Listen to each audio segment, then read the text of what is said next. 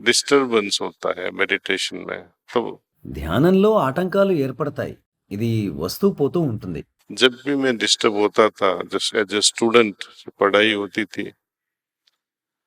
और कई बार विचार बहुत आ जाते थे। నేను స్టూడెంట్‌గా ఉన్నప్పుడు డిస్టర్బ్ అయినప్పుడల్లా చాలాసార్లు అనవసరమైన ఆలోచనలు వచ్చేవి. అప్పుడు "ఈరోజు మాకు సిట్టింగ్ ఇవ్వండి" అంటూ ప్రిసెప్టర్ల వద్దకు వెళ్ళేవాళ్ళం. తరువాత కొన్ని రోజులు ఈ ఛార్జ్ పనిచేస్తుంది. మన ఫోన్ బ్యాటరీ డిశ్చార్జ్ అయినట్లే మళ్ళీ మళ్ళీ ఛార్జ్ చేయవలసి వస్తుంది. కాబట్టి మీరు పదే పదే సిట్టింగ్ తీసుకోండి. తద్వారా మనసు నియంత్రించబడుతుంది. ఎక్కువగా భగవంతుని ధ్యాసలో ఉంటే దాని వలన ఆలోచనలు తగ్గుతూ ఉంటాయి. और खास करके आप उसका विश्लेषण करो कि कौन से विचार आपको परेशान करते हैं ध्यान में।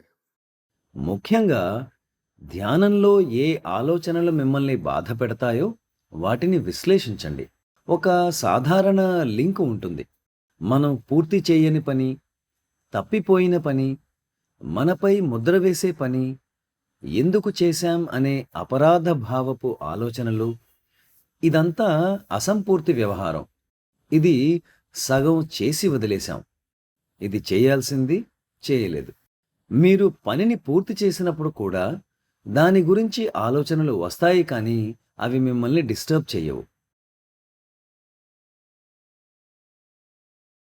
కాబట్టి ఎప్పుడూ ఈ పని చేయవలసింది పూర్తి కాలేదు, కృతజ్ఞతలు చెప్పాల్సినప్పుడు చెప్పలేదు, ఆర్డరు ఇవ్వవలసింది కానీ మరచిపోయాం, బంధువులొస్తారని భార్యకు చెప్పడం మర్చిపోతాం.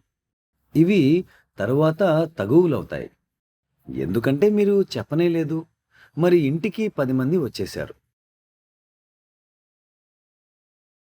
तो अधूरापन हमको जिंदगी में सताता रहता है और अपनी तपस्या में भी, ईश्वरीय तपस्या में भी।